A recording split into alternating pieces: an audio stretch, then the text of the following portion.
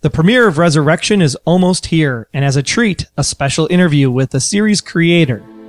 Welcome to Resurrection Revealed.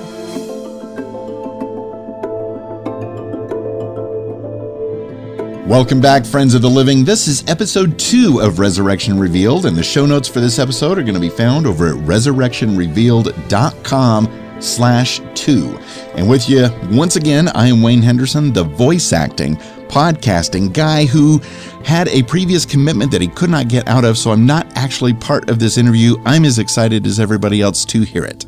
And I'm Troy Heinrichs with a very special treat for all you Resurrection fans out there, because we are still technically pre-show airing as we recorded this episode on March 6th, 2014.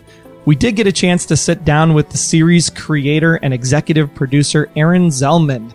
He basically shared some really great insight as to what this series is really about, and kind of also what it's not about, as we also discuss our favorite parts of Jason Mott's book, The Returned, which of course you can order at our Amazon affiliate store at resurrectionrevealed.com/Amazon. Well, everybody, we're here today with the executive producer and creator of Resurrection on ABC, again, airing March 9th at 9/8 Central on ABC. And it is just so great for you to be here, Aaron, and talking with the fans. So I guess the first question we have for you today is, what motivated you to create Resurrection for the small screen? Well, I can't take too much credit. It's based on a novel by an author named Jason Mott. And the novel came across my desk through my agent. You know, I read a bunch of stuff that wants to be adapted toward television, and usually most of it I find not quite right, or I'm not quite stimulated by. And then I read this, and I was just blown away, and I just knew I had to do it. Well, I picked up the book myself after listening to Mott's 3 prequels that he put out on Audible, and as I was reading it, to me, I was really excited because I'm a sci-fi guy. And I was like, I'm reading it and I'm going through it, and it's like, man, this thing isn't sci-fi. There's just something different about this book. It's a broader kind of loss, grief, what should I have done with my life kind of thing. Is that the same sense you got, and how are we going to see that play out in the show? That's exactly right. I mean, I do enjoy watching sci-fi. I'm a fan of there's plenty of stuff I love out there that's sort of in that genre. But I myself am not someone who writes in that genre much. I'm really about crime drama, character drama, mystery, that sort of thing. So the exact same thing happened to me. You know, I started reading the book, and just the way it was pitched to me, I thought it was going to be a kind of, you know, more like a sci-fi thing. And, you know, I'm reading and flipping through pages going, oh, this is interesting. What, you know, what's going to happen? And how is this all going to resolve? And then I got about halfway through it, and I had exactly the same sort of epiphany that you had.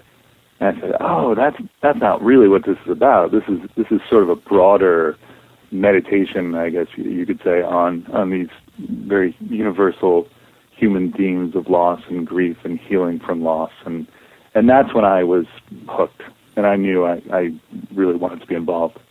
Now, Jason talked about this dining room table experience he had where he thought he had seen his mom. Yeah. So did you have something similar to that for you?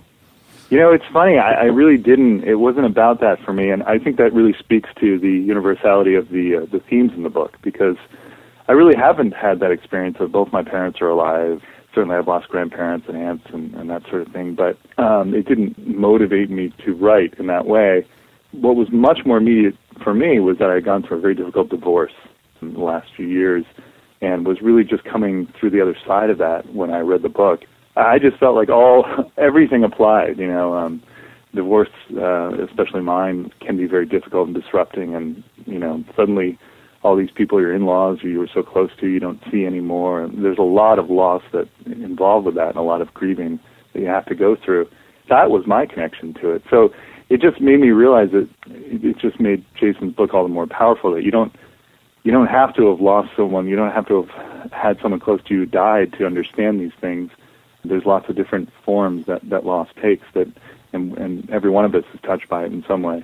And I think that says a lot about our humanity and what we do as humans. So do you have to dance around this concept of, you know, spiritualism and faith? Did you try to balance that out as not to, upset the faith-based people versus the non-faith-based people as we go through the show? Yeah, I mean, I wanted to give as many people as possible a voice, so I wanted to kind of write characters that all had a point of view on something like this, and it just seemed absolutely fascinating and interesting to me to have that point of view from someone who is, faith-based, I suppose you could say.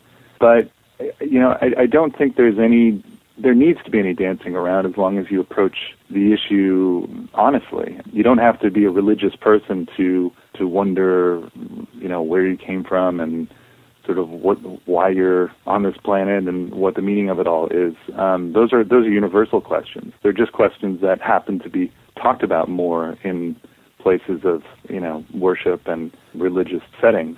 But they're all the same questions that we all grapple with. It was, to me, about including more people, including more points of view in this, and rather than excluding anybody.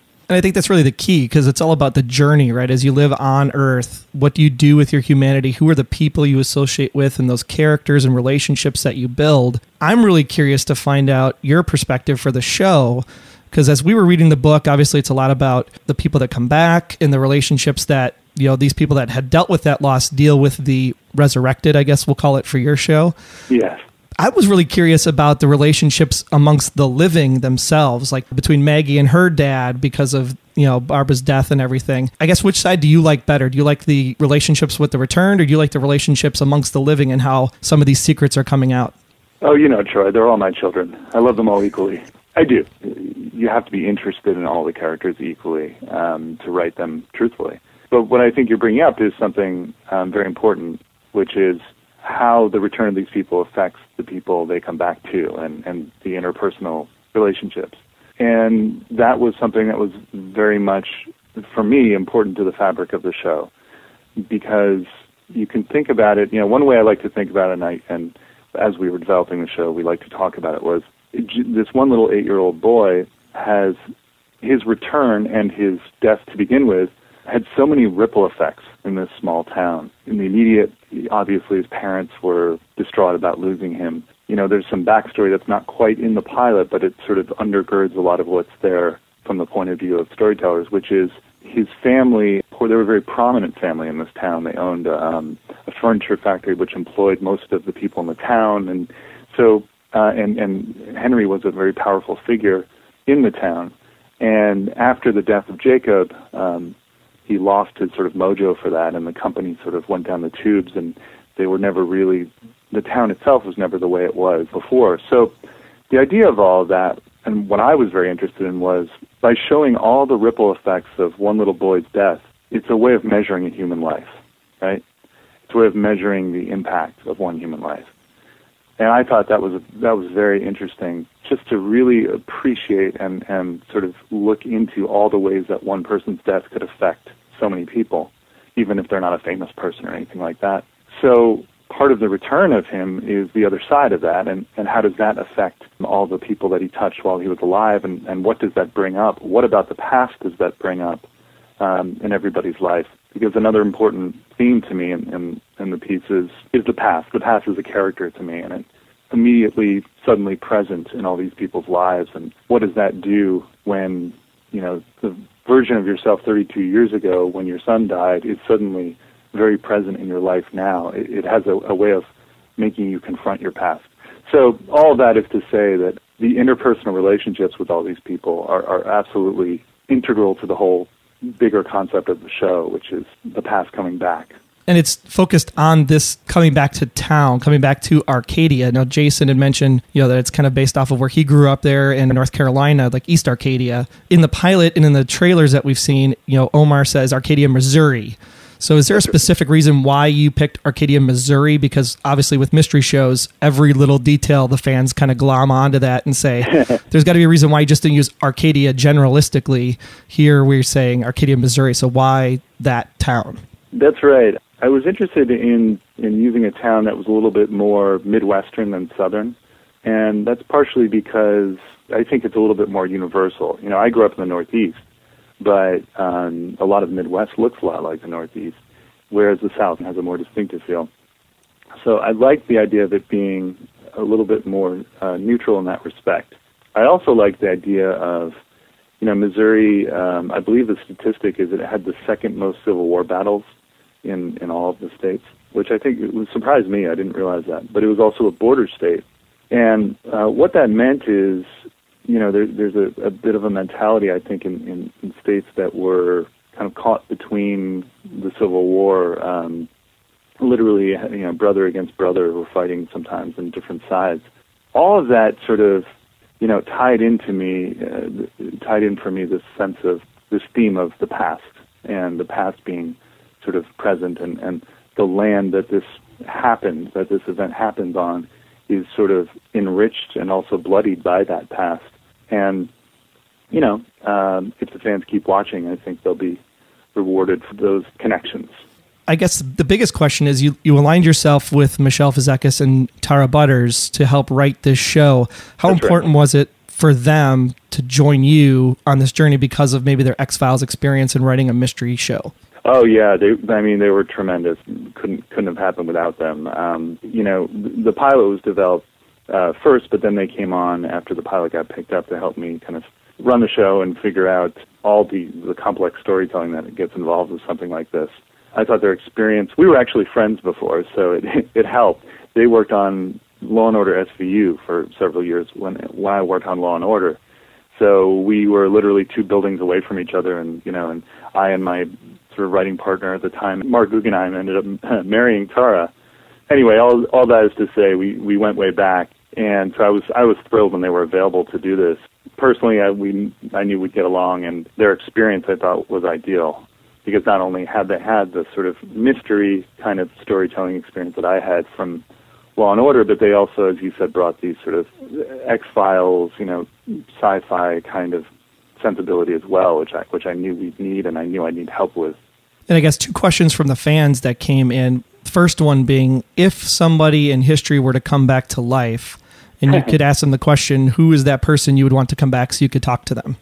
Oh boy, that's a tough one. That's funny, no one's asked me that before. I just think of the obvious things like Lincoln, I suppose, because we were talking about the Civil War and that sort of thing, and I guess I'd wonder how much he really cared about the issue of slavery. That would be my question for him. I don't know if he'd be honest with me, but I'd say, was that what it was really about? Is that really what the Civil War was about? Because there's a lot of supposition about whether or not that was his main concern. So that's something I'd be interested in. Yeah, I agree with you. I think that's a great tie into the book as well. The second question is one that I actually have. This is from a book reader. So we all are reading the book. And of course, the one question we always asked was, why didn't someone just go dig up Jacob's grave? So the question is are you going to give us a present and answer that question during Resurrection? Keep watching. Doesn't hurt to try, right? Doesn't hurt to try. I just want to thank you for your time today, Aaron. I don't know if there's anything else that you're working on, projects, charities that you'd like to get the fans behind that we can help you out with.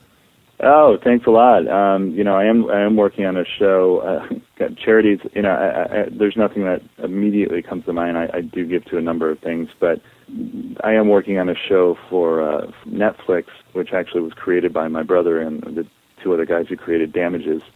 It's untitled right now, but it's called the Untitled KZK Project for Netflix, and I think it's going to be terrific. So that's something they can look out for. Is that coming out 2014, or is that a 2015 release for them? The hope is that it would be the end, I believe the end of 2014, yeah. Well, we will definitely keep an eye out for that, and we will have everything about Aaron in our show notes. You can find those at resurrectionrevealed.com/Aaron. And we just thank you again so much for taking the time out to talk to the fans today. Thank you, Troy. It was great. Again, Resurrection airs on ABC, starts March 9th. Again, that is 9, 8 Central. Be sure to also watch all of ABC that evening for Once Upon a Time and, of course, Revenge at 10. Thanks again, Aaron. We'll talk to you soon. Okay, thank you. Man, that was an awesome interview. Great job, Troy, and I am totally jealous and just wish that I could have gotten out of my previous commitment so I could have been part of that discussion with Aaron. Well, we needed to resurrect you in order for you to be present in the interview. That's what the show's all about. Maybe next time. That was a great interview. Aaron touched on some great things that I didn't foresee was going to be maybe in the plans of the show Resurrection. Yeah, I really enjoyed the part where he talked about, people compare this to Lost already. And then we talked a little bit about characters and the character development. But what was really great was this concept about the past and how the past might come back to haunt some of these characters and how the past itself might be a character as this show develops. So I'm really curious to find out what secrets are in the closet after Jacob's passing. I'm sure they're going to be giving us answers just a little bit at a time. And also the way that Aaron Zelman talked about maybe some ties to Civil War because of how that area was kind of tied to that historic event. And wouldn't that be cool if Abraham Lincoln did return on the show? Yeah, I mean, this concept of, the Civil War, and he was talking about how if Abraham Lincoln came back, that, he would ask the question of, was the Civil War really about slavery? Was that really the catalyst of what the war was all about? I think the concept of war, though, and the fact that we had the North versus the South and our comrades, our brothers, fighting against each other, that really struck a chord with me in this interview, because as we think about the town and this town dealing with these people coming back and what does it bring up from the past, are there going to be sides? Are there going to be people that stand with the resurrected, and are there people that are going to stand with the living people? And are there feud and bloodlines going to be drawn because of some of these things from the past that come out? I agree, Troy. It's going to be fascinating to see how it all plays out. And I think a lot of that depends on how many people are going to end up returning, being resurrected there in the town of Arcadia, Missouri. What happens when you have things that you don't understand? And of course, Agent Bellamy is here, played by Omar Epps. He's going to be, facilitating probably for the government. Is the government going to do something in town with these returned, resurrected people that, could we be looking at some kind of like slavery situation to determine, are they going to be like, corralled into something or put somewhere like we're talking about in the first episode, some kind of camp, is it for their protection? Is it for their study of from a science perspective? I think that'll be really interesting to see how that plays out and ties into the choice of using the Midwest as the scene for the show. Oh, absolutely. Because once the government gets involved, and this we've learned from many television series, they do tend to like to do experiments on people and try to get to the bottom of things in maybe not the safest way possible. Just like on Under the Dome, we've got that giant dome that's trapped in Chester's Mill, but is it for their protection or is it for some harm? So kind of the same thing, but in a different way on Resurrection. Are they going to really take good care of these people that have been resurrected and have reappeared? Or are they going to maybe do some dissecting? I hope not. I hope not, but I think this show is going to really be still about character relationships, character developments. I mean, we already have a really dynamic, mixture between, Henry Langston and Lucille Langston. Exactly. And then is, Henry's brother, but the sheriff is also Maggie's dad. And it was, the sheriff's wife who helped Jacob, and then they both died in the river. So you already have just in this one family, so much is going on that what is that character relationship going to look like? And then, of course, how does it spiderweb from there? As he was talking about, having, Henry owning this furniture factory in town, and of course all the jobs that were lost because of Jacob's death and him just not having his heart in it. So really great to see what this character dynamic's going to be, because I think this show is going to stand on: do you invest in these characters? Do you believe in these character stories? And then once you tie into one particular character and resonate with them, you kind of have that experience we had with a show like Lost, where you're watching, Charlie, or you're watching Jack, or you're watching Kate, and you're invested in what's going to happen to them. I think that's where we're going to go with Resurrection long term. Exactly. It's just like on Lost, as you said, it was about the characters. It wasn't about the unanswered question about the such and such or this, that, or the other that we didn't get the answers to. It was about the characters and their journey and the story. And Aaron brought up that very interesting point that really stuck with me, as far as how the deaths from that drowning kind of affected that whole little town. And it's amazing how an event that on the surface looks like it would just affect those two people and their families just sends ripples throughout Arcadia, Missouri. Interesting that you use the word ripple, and of course they fall into the river. Well, I've got this water thing going here. Exactly. You drop on the leaf, and you got the river that he falls into. So, maybe that's the whole point of the show is going to be what's the ripple effect of every decision we make as we're alive. Very mysterious. It'll be here soon, and we will find out as we're only a few days away from the premiere. So we just want to thank everybody for listening to the interview. Again, sharing it on Facebook and Twitter. The more Resurrection fans we have out there, the more this show gets heard, the more the show gets traction. It's in a very tough time slot on Sunday nights up against The Walking Dead. It's up against The Good Wife. It's going to be a really tough Sunday night at 9 Eastern Pacific, 8 Central. So we need all the fans we can get. So share. Get the word out. Let people know about this interview if you're listening to it, because it's something I think every Resurrection fan is going to want to hear. Oh, absolutely, Troy. And although it can kind of be a tough time slot, I'm going to look on the positive side of things. The fact that it's right after Once Upon a Time and right before Revenge, we kind of touched on this on our last episode. It is a strong Sunday night lineup on ABC. So if you can just, turn your channel to ABC, keep it there, and enjoy all three totally different types of shows that are airing that night. Just maybe DVR those other shows if you even care about them, but stay with ABC and with Resurrection. It's going to be awesome.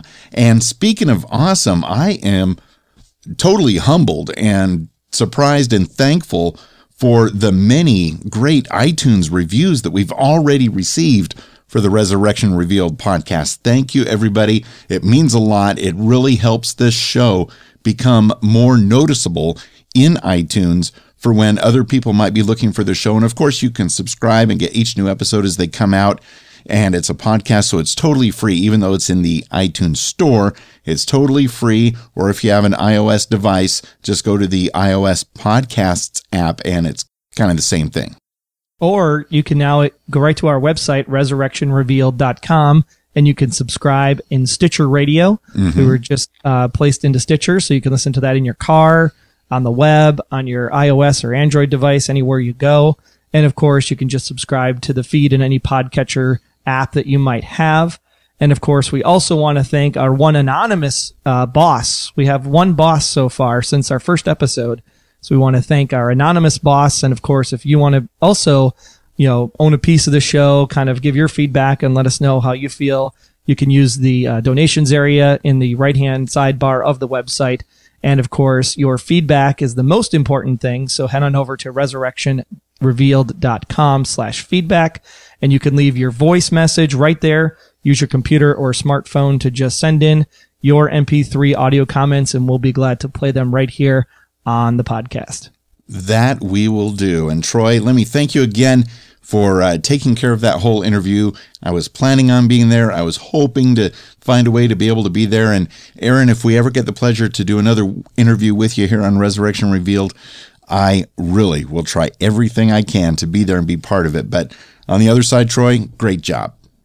Thanks, Wayne. And I just want to let everybody know that the show's coming up soon, and we have some great plans while the show is actually on the air. So we are going to have a live instant reactions episode that's going to be on Sunday nights following the show. Right now, we're targeting 10:30 Eastern, 9:30 Central. So unfortunately for the West Coast, Resurrection won't have aired yet.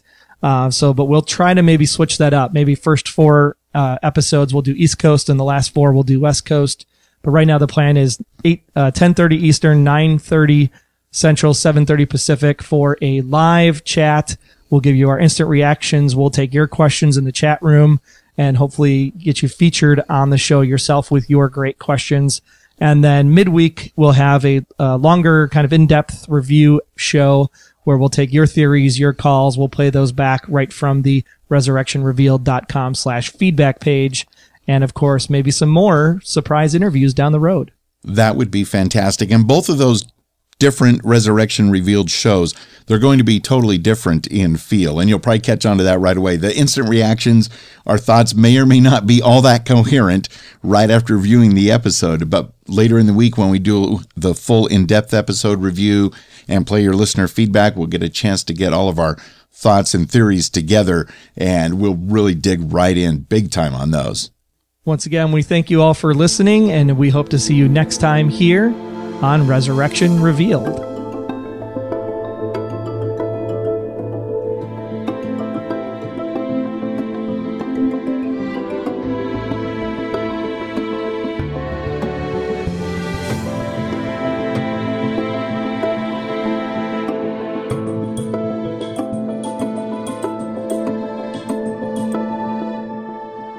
Resurrection Revealed is a proud member of Noodle.mx Network. Find more of our award-winning and award-nominated podcasts to make you think, laugh, and succeed at Noodle.mx.